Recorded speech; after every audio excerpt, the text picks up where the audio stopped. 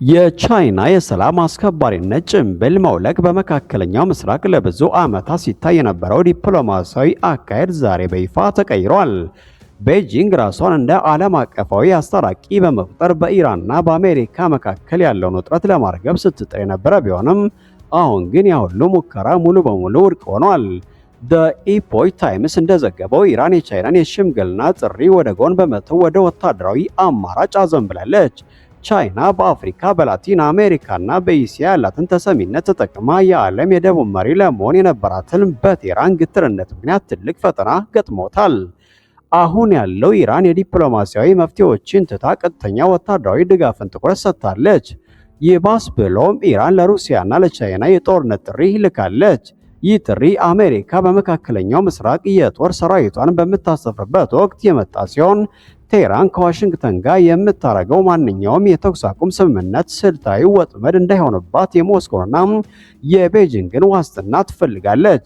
የዚህ ወታደራዊ ትብብር ትልቁ ማሳያ ሩሲያ ለኢራን እያስረከበችው ያለችው 48 ዘመናዊ የሱ-35 ተዋጊ ጀቶች ናቸው።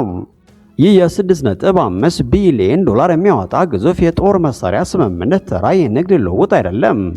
ይልቁንም በመካከለኛው ምስራቅ የአየር ላይ የበላይነትን ሙሉ በሙሉ የሚቀይር ስልታዊ እርምጃ ነው። እነዚህ ጀቶች የተራቀቁ የራዳር ስርዓቶችና የኤሌክትሮኒክስ ጦርነት መሳሪያዎች የታጠቁ በመሆናቸው በባህረ ሰላጤው ላይ የሚገኙትን የአሜሪካና አጋሮቿን ራዳሮች ማሳወር ወይም የመቀልበስ አቅም አላቸው።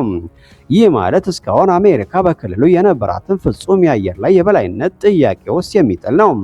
ሱ-35 ጀቶች በረጅም ርቀት ኢላማን የመምታትና ራሳቸውን ከጠላት ጥቃት የመከላከል ብቃታቸው የኢራንን የአየር ኃይል ከመሰረቱ በመቀየር በቀጠናው ያለውን የወታደራዊ ሚዛን ወደ ቴህራን እንዲያዘነብል እያደረገው ነው። ሩሲያ የጦር መሳሪያዎችን ስታቀርብ፣ ቻይና ደግሞ የጦርነቱን አንጎል ወይም መረጃውን እያቀረበች እንደሆነ መረጃዎች ይጠቁማሉ።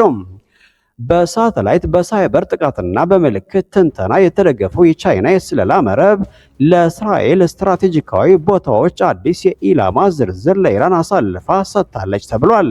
ይህ የዳታ ተኮር ጦርነት ትልቁ ሚስጥር ደግሞ የእስራኤል አይረንዶም መከላከያ ሲስተም ያለባቸውን የጂፒኤስ ክፍተቶች የሚያመላክት ነው ተብሏል።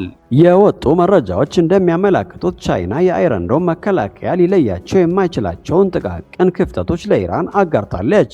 ጦርነቱ አሁን ላይ በትላልቅ ጋሻዎች ሳይሆን ያ ጋሻ የሌላቸውን ቦታዎች ቀድሞ በማሳወቅ እንደሚሸነፍ ቤጂንግ እያሳየች ነው።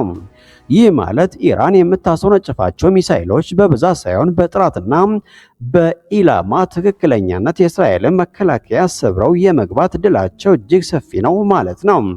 በሌላ በኩል የአሜሪካው ፕሬዝዳንት ዶናልድ ትራምፕ ኢራን በፓኪስታን በኩል የቀረበላትን የተኩስ አቁም ስምምነት ለመቀበል ተቃርባለች እያሉ ነው። ትራምፕ እንደተናገሩት ከሆነ ኢራን ከቀረቡት 15 ነጥቦች መካከል አብዛኞቹን ተቀብላለች። ነገር ግን ቴህራን ስምምነቱን ለማጽደቅ የምታመነታው የሩሲያና የቻይናን ቀጥተኛ ተሳትፎ እንዲኖር ስለፈለገች ነው ብለዋል። ይህ መዘግየት ደግሞ በዓለም አቀፍ ንግድ ላይ ትልቅ ተጽዕኖ እያሳደረ ይገኛል። በተለይም በሆርሙዝ የባህር ወሽመጥ አካባቢ ያለው ውጥረት የዓለምን የመርከብ ትራንስፖርት እያስተጓጎለ ሲሆን፣ ይህም የቻይናን የውጭ ንግድና የአቅርቦት ሰንሰለት ክፉኛ እየጎዳው ነው። ቻይና በአንድ በኩል ለኢራን መረጃ በመስጠት ጦርነቱን ስታቀጣጥል፣ በሌላ በኩል ደግሞ በጦርነቱ ምክንያት የገዛ ኢኮኖሚዋ አደጋ ላይ ወድቋል። ይህ አደገኛ የጂኦፖለቲካ ቁማር መካከለኛው ምስራቅን ወደማይታወቅ አቅጣጫ እየመራት ይገኛል። ዛሬ እያየን ያለነው ተራ ግጭት ሳይሆን የዓለም የኃይል ሚዛን ሽግግር ነው። ሩሲያ በቴክኖሎጂ፣ ቻይና በመረጃ፣ ኢራን ደግሞ በመሬት ላይ ባለው ወታደራዊ እንቅስቃሴ ተቀናጅተው አሜሪካና አጋሮቿን እየተፈታተኑ ነው። የወደፊቱ ጦርነት በሚሳኤል ብዛት ሳይሆን በመረጃ ጥራት ላይ የተመሰረተ መሆኑን እነዚህ መረጃዎች በግልጽ ያሳያሉ።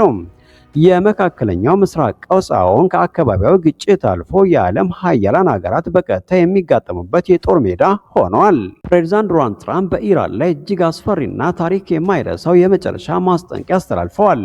ትራምፕ በቅርቡ በለቀቁት መረጃ መሰረት ኢራን የቀረበላትን ባለ 15 ነጥብ የተኩስ አቁም የሰላም ስምምነት በአስቸኳይ ካልተቀበለችና ለዓለም የነዳጅ ዝውውር ወሳኝ የሆነውን የሆርሙዝ ወሽመጥን ለንግድ ክፍት ካላደረገች አሜሪካ በኢራን ላይ የደረሰባትን ወታደራዊ ቆይታ የምታጠናቀው የሀገሪቱን የኤሌክትሪክ ኃይል ማመንጫዎች፣ የነዳጅ ጉድጓዶችና ዋናውን የነዳጅ መሸጫ ማዕከል የሆነውን የካርጅ ደሴትን ሙሉ በሙሉ በማውደምና ድባቅ በመምታት እንደሚሆን ዝተዋል። ይህ ሁሉም የማጥፋት ዛቻ በቴህራን ላይ ትልቅ ጫና የፈጠረ ቢሆንም የኢራን መሪዎች ግን በአሜሪካ የቀረበው የሰላም ጥሪ የማታለል ዘዴ ሊሆን ይችላል የሚል ከፍተኛ ስጋት አድሮባቸዋል። በዚህ ምክንያት ኢራን ለቀረበላት ጥሪ እስካሁን ይፋዊ ምላሽ ከመስጠት ተቆጥባለች። ይልቁንም ድርድሩ ዋስትና እንዲኖረውና በአሜሪካ በኩል ክህደት እንዳይፈጸምባት የቅርብ ወዳጆቿ የሆኑት ሩሲያና ቻይና በድርድሩ ውስጥ በቀጥታ እንዲሳተፉና ለስምምነቱ ዓለም አቀፍ ዋስትና እንዲሆን ጥያቄ አቅርባለች። ኢራን ድርድሩን ከባሕረ ሰላጤው ሀገራት ባለፈ ወደ ዓለም አቀፍ ኃይሎች ለማስፋት የምታደርገው ጥረት ዋሽንግተን ብቻዋን የምትወስነውን ውሳኔ ላለመቀበል ያላትን ቁርጠኝነት ያሳያል። በተመሳሳይ ሰዓት በሆርሙዝ ወሽመጥ ላይ እየታየ ያለው ክስተት የዓለምን የኢኮኖሚ ባለሙያዎች እያስደነገጠ ይገኛል። የኢራን አብዮታዊ ዘበኛ ወሽመጡን እንደ የመውጫ ቀረጥ መቆጣጠሪያ እየተጠቀመበት ሲሆን የቅርብ ወዳጇ የሆነችውን የቻይናን መርከብ እንኳ ሳይቀር ጉዞ እያገደች መሆኑ ተሰምቷል። ባለፈው አርብ በቻይና መንግስት የሚተዳደረው ሁለት የኮክስ ግዙፍ የጭነት መርከቦች እና የአንዲት የሆንግ ኮንግ መርከብ በአብዮታዊ ዘበኛው ማስጠንቀቂያ ምክንያት በድንገት ጉዟቸውን አቋርጠው እንዲመለሱ ተደርገዋል። እነዚህ መርከቦች አሜሪካና እስራኤልን ይደግፋሉ ተብለው የሚታሰቡትን እንደ የተባበሩት አረብ ኤሚሬትስና ሳውዲ አረቢያ ያሉ ሀገራት ወደቦችን በመጎብኘታቸው የጠላት አጋር ተብለው ተፈርጀዋል። ይህ የኢራን እርምጃ ቻይናና ሩሲያን የመሰሉ ወዳጆቿን እንኳ ሳይቀር መስመር ለማስያዝ የምትሄድበትን ርቀት የሚያሳይ ሲሆን የዓለም የነዳጅ አቅርቦት 20 በመቶ የሚያልፍበት በዚህ ጠባብ መስመር ላይ ኢራን ያላትን ፍጹም የበላይነት ለማሳየት የተጠቀመችበት ስልት ነው። በዚህ ምክንያት የነዳጅ ዋጋ በዓለም ገበያ ላይ በከፍተኛ ሁኔታ የጨመረ ሲሆን እንደ ህንድና ጃፓን ያሉ የእስያ ሀገራት በከፍተኛ የኃይል ቀውስ ውስጥ ወድቀዋል። ከመጋረጃ ጀርባ ደግሞ በአሜሪካና በእስራኤል መካከል በኢራን ላይ ሊወሰድ ስለሚገባው እርምጃ ግልጽ የሆነ የአመለካከት ልዩነት እየታየ ነው። እስራኤል በድርድሩ ሂደት ላይ እምነት ስለሌላት ንግግሩ በሚቀጥሉት ጊዜ ቢሆን የኢራንን ብሔራዊ መሰረተ ልማቶች መምታቱን መቀጠል አለብን ስትል ዋሽንግተንን ለማሳመን እየሞከረች ነው። እንደ እስራኤል ባለስልጣናት እምነት ኢራን የምታደርገው የድርድር መጓተት ጊዜ ለመግዛትና ወታደራዊ አቅሟን ለማጠናከር የታለመ ነው ብለዋል። ሆኖም አሜሪካ ይህንን የጥቃት ሀሳብ አጥብቃ ተቃውማለች። ምክንያቱም ጥቃቱ አሁን የተጀመረውን ደካማ የዲፕሎማሲ ሂደት ሙሉ በሙሉ ያፈራርሰዋል የሚል ስጋት አላት። ምንም እንኳ ይህ ልዩነት ቢኖርም ሁለቱ ሀገራት የዲፕሎማሲ ውጥረት ካልተሳካም በኢራን ላይ የሚፈጸመውን የተቀናጀ መጠነ ሰፊ ወታደራዊ እርምጃ አስቀድመው እያቀዱ መሆኑን የቻናል 12 ዘገባ ያመለክታል።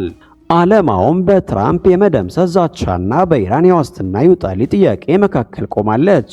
የሆርሙዝ ወሽመጥ በፍጥነት ካልተከፈተና ዲፕሎማሲው መፍትሄ ካላመጣም መካከለኛው ምስራቅ ብቻ ሳይሆን መላው የዓለም ኢኮኖሚ ወደማይመለስበት የጨለማ ጉድጓድ ውስጥ ሊገባ እንደሚችል ስጋቶች እየተባባሱ መጥተዋል።